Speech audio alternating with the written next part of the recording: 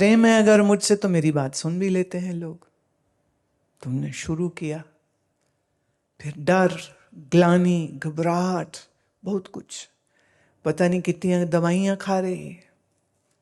मैं भाई सुबह मंदिर में जाके बैठो और वहां बैठ करके आप प्राणायाम करते हुए मंत्र जप करो।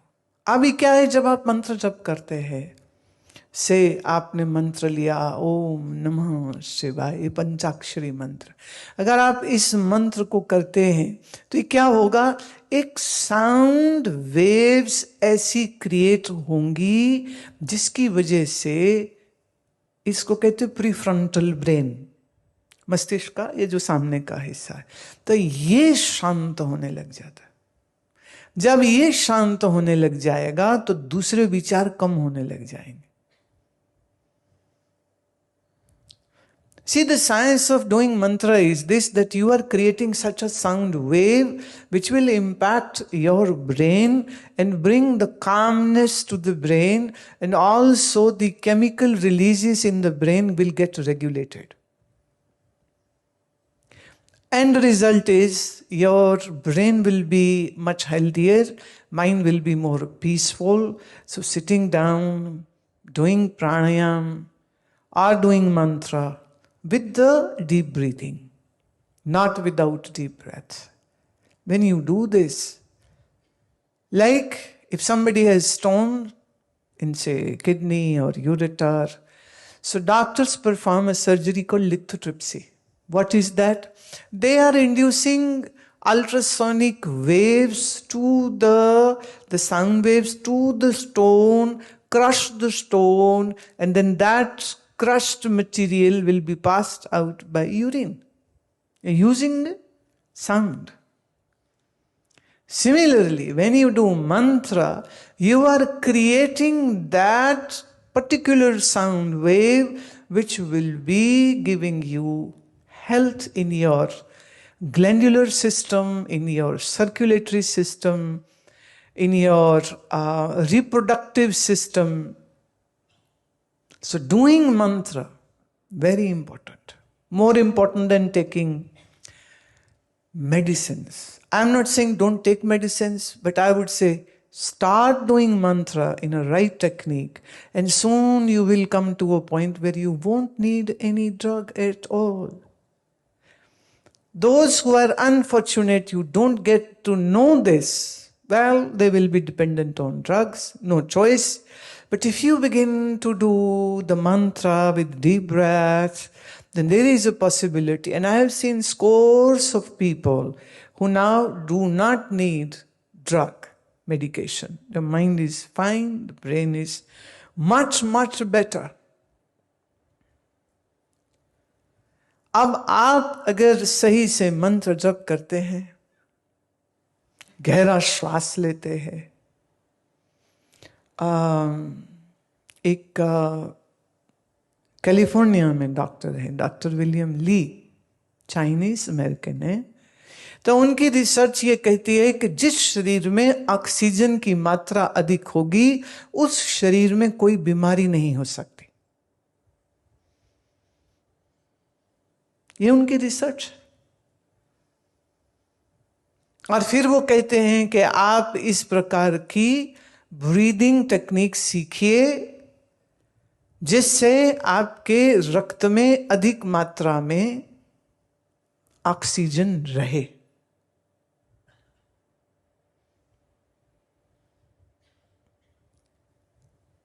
ये विज्ञान है। हमारे योगी हमेशा से ही ये बात बोल रहे थे, लोग सुनते नहीं।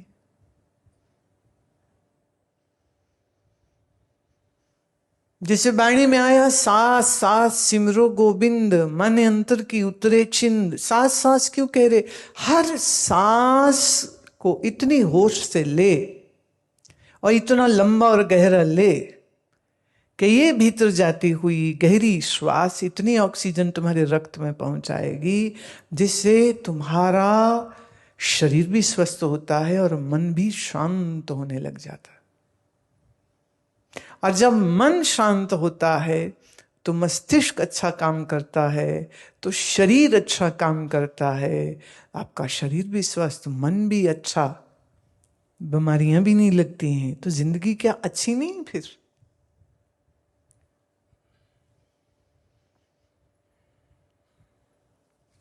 एक दो पत्र है, मैं साथ में ये ले लेती हूं। ममता आगरा से।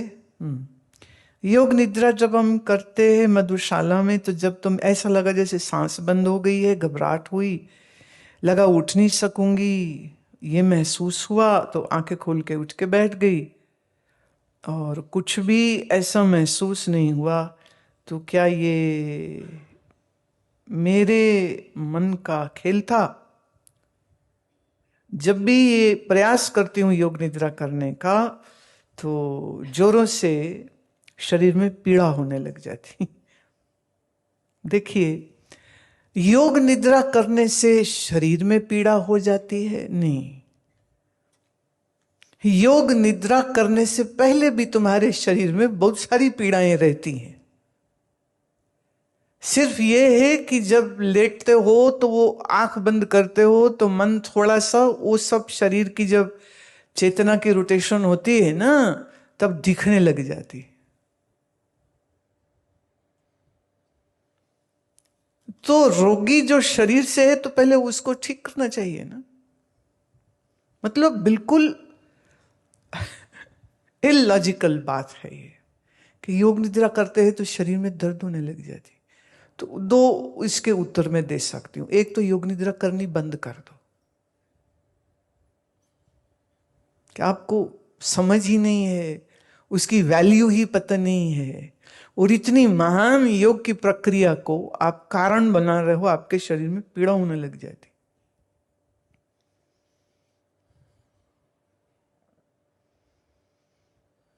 ये तो ये बात हो गई जैसे एक पति सत्संग में गया, पत्नी घर में ही थी, सत्संग सुन के लौटा, बेल बजी, पत्नी ने दरवाजा खोला, पति ने आते ही उसको गोदी में उठा लिया। वो बड़ी हैरान हुई, ये क्या कर रहे हो? कहते गुरुजी ने कहा है जो जो तुमको दुख चिंता देते हैं उसको उठा दो।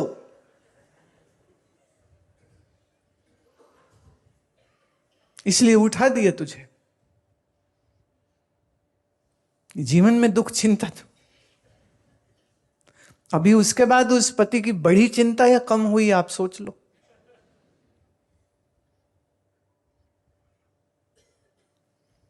शरीर में कोई भी रोग या कोई भी दर्द जो तब होती है जब पित्त विकृत हो या वायु विकृत हो। और जब वायु या पित्त विकृत होगी तो सारा समय शरीर दुखने चाहिए, ना कि सिर्फ योग निद्रा के समय पर ही दुख रहा। जैसे कई बार कई लिखते हैं कि हम योग निद्रा करते तो नींद ही आ जाती है।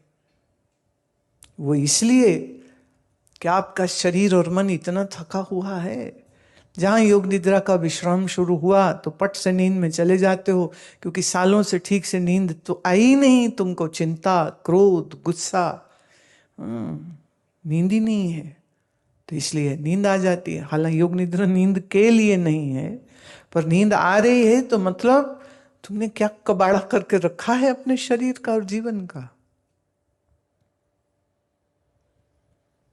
दूसरा ये है कि शरीर का उपचार कराइए। दूसरा उत्तर हम ये दे रहे हैं कि आप शरीर का उपचार कराइए, किसी अच्छे वैद्य से दिखाइए, आसन प्राणायाम करिए, खाना पीना चेंज करिए, तो जो भी तकलीफ है शरीर की वो दूर होगी। और अच्छा प्राणायाम रोज करेंगे और फिर उसके बाद जब योग निद्रा करेंगे तो शरीर में दर्दें होंगी ही क्यों। पर योग निद्रा से तो दर्दें आती नहीं, जाती तो सुनी है मैंने, आती तो नहीं है।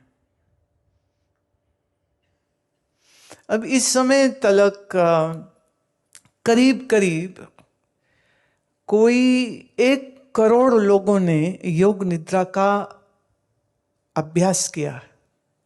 माने जिन्होंने YouTube से उसको देखा और फिर किया है, या हमारी ऐप से, अमृत वर्षा ऐप से उन्होंने योग निद्रा को किया है। 1 करोड़ व्यक्ति का अनुभव, उनकी चिट्ठियां, उनके ईमेल हजारों में है मेरे पास, और सैकड़ों लोग यहाँ आते हैं और वो सिर्फ कहते हैं आपको धन्यवाद कहना है कि किसी के घर में मौत हो गई थी, कोई बीमार हो गया था, या किसी के कैंसर था, किसी के कुछ तकलीफ, कोई तकलीफ, बोले जब से योग निद्रा करना शुरू किया, बोले हमारी नींद अच्छी हो गई, हमारी जिंदगी अच्छी हो गई, उसके बाद आपको सुनना शुरू किया, अब हमारे जीवन में अध्यात्म सही मायने में आ गया। मिले नहीं है मुझे, सिर्फ सुना, किसी ने कहा करो और उनने किया और लाभ दिया। अभी जब मैं अयोध्या के श्री राम मंदिर प्राण प्रतिष्ठा कार्यक्रम में जब गई, तो वापसी लौटते हुए मुझे गोपीचंद फुलेले, जो सानिया नेहवाल और ये दूसरे जो हमारे बहुत अच्छे बैडमिंटन के प्लेयर्स हैं, उनके कोच, और एक समय पर वो खुद खेलते थे और बहुत अवार्ड्स जीते उन्होंने। अभी वो हैदराबाद में अपनी कोचिंग एकेडमी चलाते हैं। तो फ्लाइट में वो मिलने को आए, कहते मैं व्यक्तिगत रूप से आपको धन्यवाद देना चाहता हूँ। कहते मैं एक समय पर थोड़ी चोट लग गई खेलते हुए और बड़ी मेरी गेम छूट गई और मैं इलाज करा रहा था, तो मन भी अच्छा नहीं था। फिर कहते आपकी ये योग निद्रा मिली, मैंने वो करना शुरू किया, उसका इतना लाभ हुआ, मन अच्छा हो गया, अच्छे मन से इलाज हो रहा था, शरीर भी जल्दी ठीक हुआ। और बोले इस समय हमारी एकेडमी के सारे स्पोर्ट्स पर्सन दिन में 2 बार योग निद्रा कर रहे। तो उनकी इच्छा थी कि हो सकता है इस महीने अगले महीने वो अपनी पूरी एकेडमी के सारे खिलाड़ियों को यहाँ लाएंगे, कह रहे वो सीखें, सामने से मिलें। बोले मेरी खुशकिस्मती है कि मैं आपको ऐसे मिल पाया। और मैं ये कहना चाह रहा था कि मेरी जिंदगी में एक बहुत बड़ी उपलब्धि और स्वास्थ्य और मन का अच्छा होना ये योग निद्रा से हुआ है। मिले नहीं हमको, बिना मिले बस वो सुन के कर रहे थे, लाभ ले रहे थे। मिले तो वो खुशी जाहिर कर रहे हैं। तो मुझे भी बड़ा अच्छा लगा। मैंने कहा मुझे प्रसन्नता है कि हम देश के इन उत्तम खिलाड़ियों की इनडायरेक्ट सेवा और कोचिंग हम भी कर रहे थे। मुझे बहुत खुशी इस बात की। तो लाभ तो होते हैं, नुकसान तो प्यारे कोई भी नहीं होते।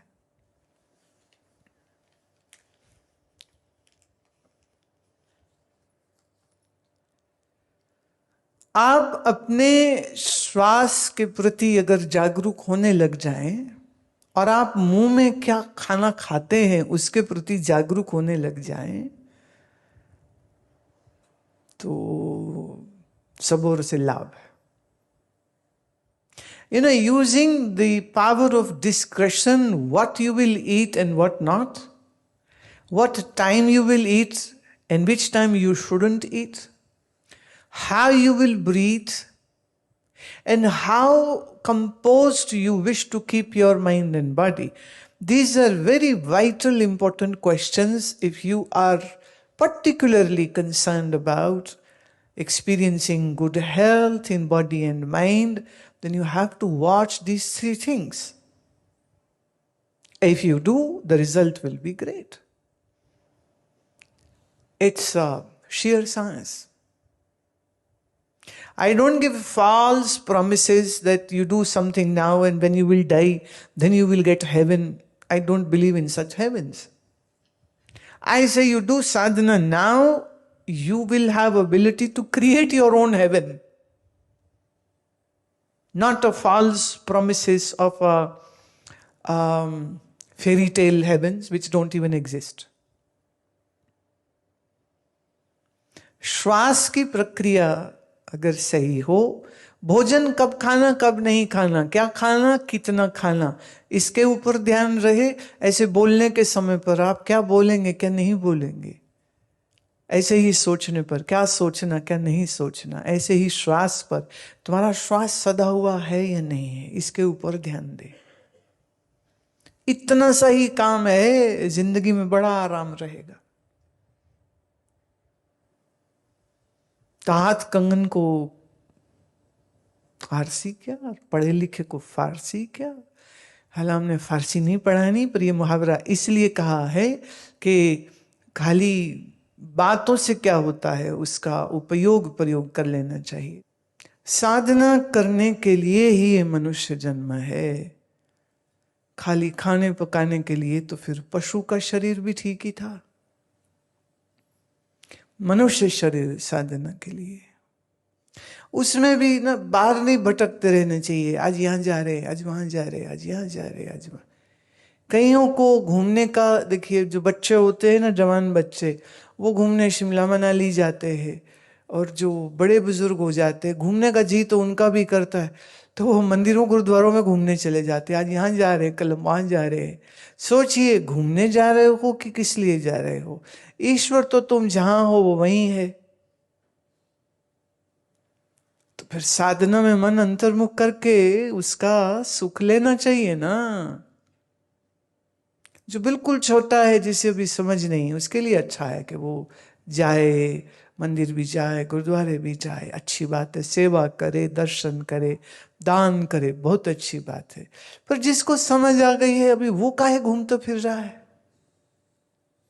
उसे बैठना चाहिए, अपने अभ्यास अच्छा करना चाहिए, साधना को गहरा करना चाहिए, मन को एकाग्र करने के लिए इसमें मेहनत करनी चाहिए। ज्यादा उसका लाभ होगा, ज्यादा उसका फायदा होगा।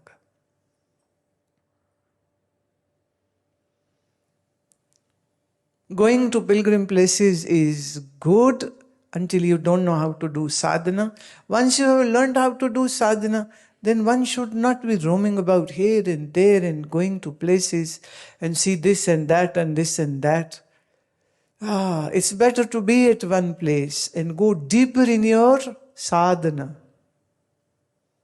Not the checklist, I have done that many puris and that many dhams, and these days going to pilgrimage has become a fashionable touristy thing. So people love going to.